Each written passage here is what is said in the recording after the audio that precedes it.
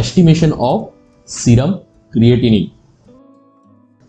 So before creatinine, we have to have idea about what are the functions of kidney. One is formation of urine, the waste product, excretion of the NPN substances, regulation of salt and water balance, acid-base balance, as well as some production of the hormone. These are the major functions of kidney. We are going to talk about the waste product part. Kidney function test, which includes renal clearance, glomerular permeability, as well as measurement of the NPN substances like creatinine, urea, uric acid, ammonia. Before that, we have to have an idea about the creatine metabolism before measuring this test. So what is synthesis and how the degradation occurs, and where does this creatine comes from? So synthesis, there are two steps. First happens in the kidney, second is occurring inside the liver. Requires 3 amino acids: glycine, arginine and methionine. So this is the procedure. Glycine and arginine in the presence of transaminase inside the kidney converts into guanidinic acetate and ornithine is liberated. Now this component passes through to the liver in the presence of methyltransferase, SAM or adenosyl methionine, 1 carbon metabolism moiety combines with the guanidinic acetate and creates the creatine inside the liver. Now from liver it goes into the different tissue, most of the time skeletal as well as heart muscles. Now the question is why we create this component, creatine. Actually it is required for generation of the high energy compound that is called as creatine phosphate. Now you are going to ask, we already have the component that is ATP, but the problem is that not every time we are going to be requiring the energy, not all the time. So we have to have a intermediate storage of energy. ATP cannot contain energy for longer, it has to provide the energy. So this inside the muscles generates a pool of the, or generates a source of the energy. So this is how it is generated. From creatine, ATP is converted into the ADP, enzyme utilized is creatine kinase, and it generates the creatine phosphate, a high energy compound. So whenever muscle requires energy, it can take from the creatine phosphate in case you do not have the ATP available. So this creatine phosphate is utilized as a storage form of energy inside the muscles. So during contraction, it is derived from the ATP hydrolysis, and then ATP is generated again by the hydrolysis of creatine phosphate. It directly doesn't provide the energy, always generates the ATP back, and that is called as Lohmann's reaction. So if you have ATP, it will be utilized directly. If you do not have ATP, creatine phosphate will generate the ATP and muscle will utilize the ATP to generate the mechanical function. What happens to this creatine phosphate? Either creatine or creatine phosphate can spontaneously convert into creatinine, the point of focus molecule. This process is non-enzymatic and this creatinine is excreted into the urine. So depends on the body mass. If you have more body mass, this will be more, and ultimately creatinine will be more. This is the process. If you have direct creatinine, removal of water molecule, anhydrous product will generate the creatinine, or creatinine phosphate, another phosphate will be removed, at non-enzymatic product will generate the creatinine. So talking about the creatinine generation, it's a cyclic compound, it's a cyclization process. So now coming to the urine creatinine, normally around 1 to 2 gram urine is excreted inside the urine. Maybe if you have a less muscle mass due to muscular dystrophy or paralysis, then it may lead to less level of creatinine inside the urine. Creatinine clearance is used as a measure for the glomerular filtration rate and may be utilized into the renal failure as well as identification of the various diseases. So what is creatinine clearance? Just like urea clearance, the volume of plasma which is cleared of that amount of creatinine which is excreted by both kidney in 1 minute, and it is a very good indicator of GFR. Why? because it does not get reabsorbed or does not get secreted. It only gets filtered out once, and once it is filtered out, does not come back. So the value of creatinine is almost as same as GFR, and that's why it is very good indicator for GFR compared to the urea clearance.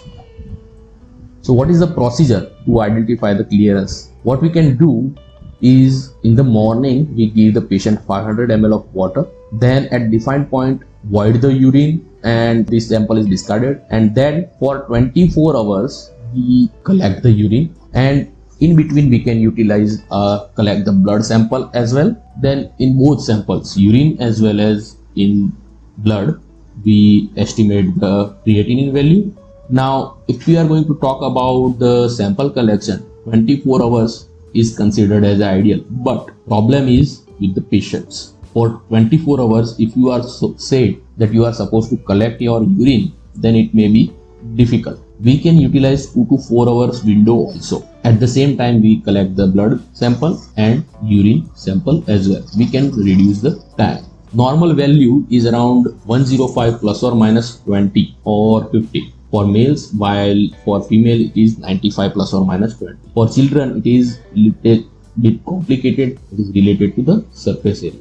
And why we have to measure along with this plasma creatinine is that this procedure is little bit cumbersome. It is not going to be having a very good compliance from the patient. So patient can give error. Instead we can directly identify the plasma creatinine as well.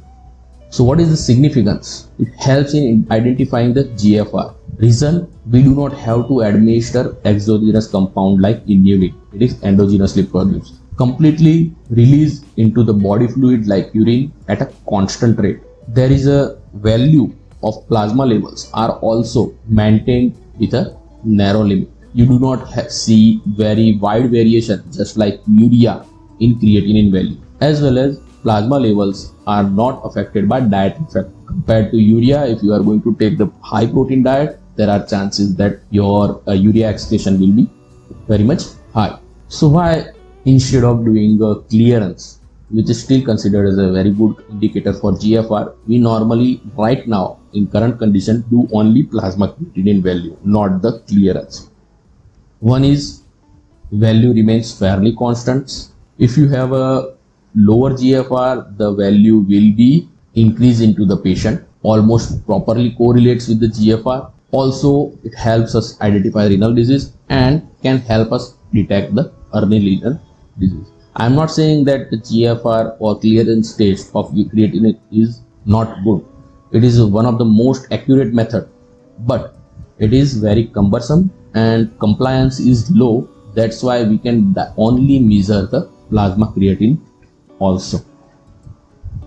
So now coming to the estimation of creatinine by alkaline picrate method. It is also called as Jaffe's method. So what is the principle? First we remove the proteins by sodium tungstate or sodium tungstate. Now whatever the creatinine is present in supernatant, it will react with the alkaline picrate and that will give us the orange color, and the intensity is directly related to the creatinine value. Whatever the color is developed, it is compared along with the standard creatinine value at a 520 nanometer.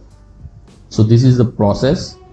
Picric acid and creatinine combines together and generates the orange color of creatinine rate. So what we require is sodium tungstate, sulfuric acid, acidic medium, base, sodium hydroxide, picric acid, and working creatinine standard, that is 2 mg/cent. Now you have to take some precautions.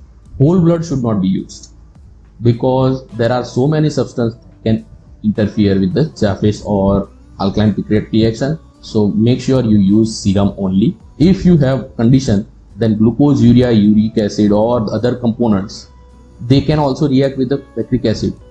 So we can utilize Lloyd's reagent, which actually absorbs the creatine into the acidic medium and then releases into the alkaline medium. So that time we can utilize Lloyd's reagent for the reaction. So what is the procedure? This is a actual procedure.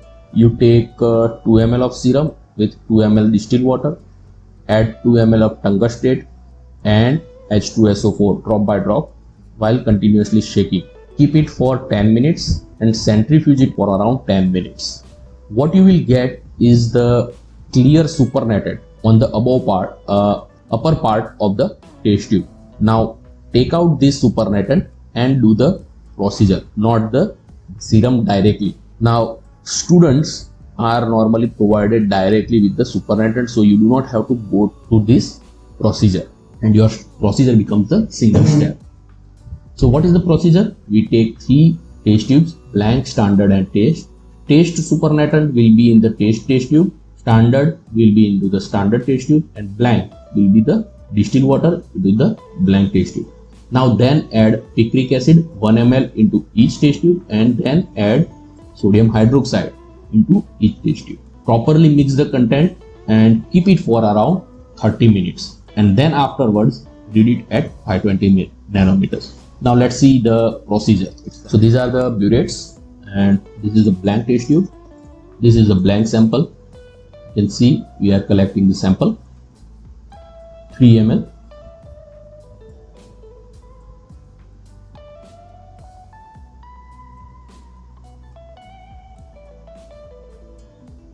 Then take the standard test tube.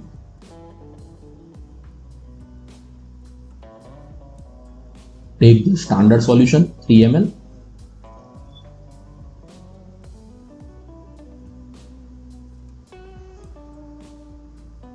Then we take the taste sample.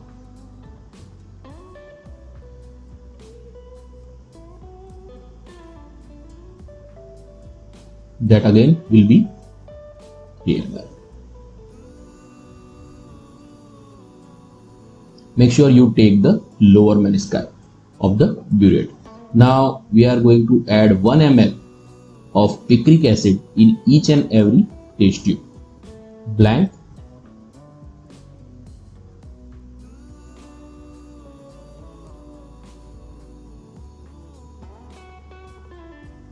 then standard again, same picric acid will be taken.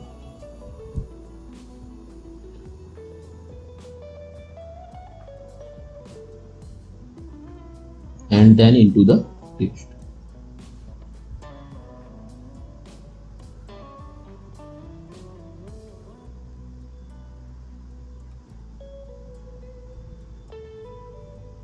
Now thoroughly mix it. Then we are going to take again sodium hydroxide 1 ml in each and every test tube.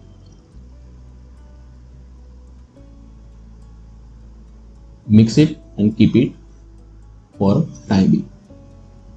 Then in the standard,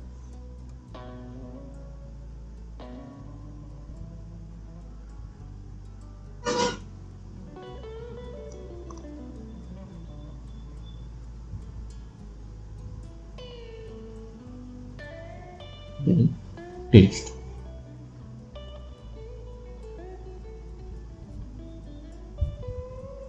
Mix it and keep. Now keep it for around 30 minutes. Now we are going to measure. Take a fresh cuvette.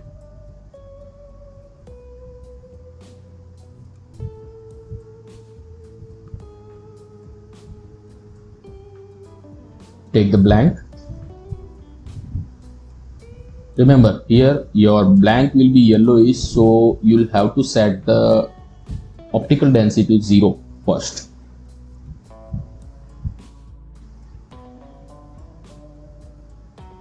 See, now set it to 0. So you do not have to do the calculations.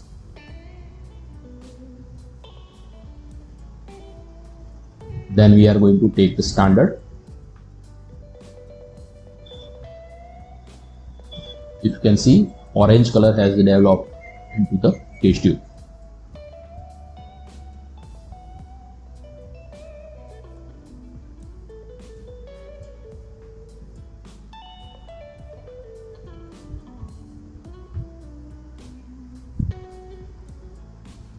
read the optical density and note it down.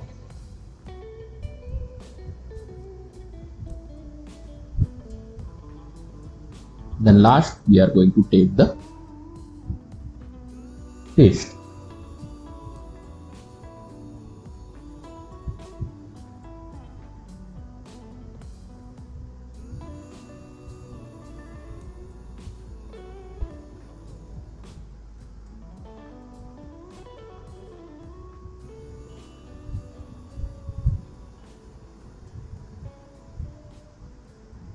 Note down the optical density and put it into the observation table.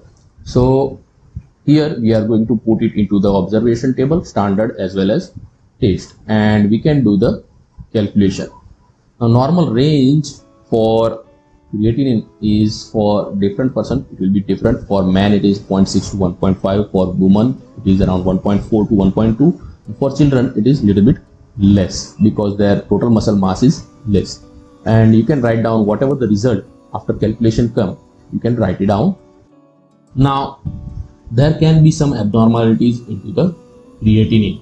If you see low plasma creatinine, that can be due to smaller muscle mass and then leads to the lower creatinine production. Physiological condition like pregnancy includes lower plasma creatinine value, as well as female and children's have a little bit lower levels, while wasting disease, starvation or liver diseases calls for pathological condition where your values are decreased. Or if patients are treated with corticosteroid, you will also see catabolic effect, and that leads to the lower creatinine value. High creatinine, there are different phases, non-renal as well as renal causes, that is also called as hypercreatinemia. High protein intake, exercise, drugs, these are the non-renal causes. Or during estimation there may be problem with the analytical methods that may lead to the higher creatinine value. And renal causes include perfusion is not happening properly, nephrotic function is not happening properly, or there is a blockage after the filtration part, so that creatinine does not come out into the urine and it is going back into the plasma.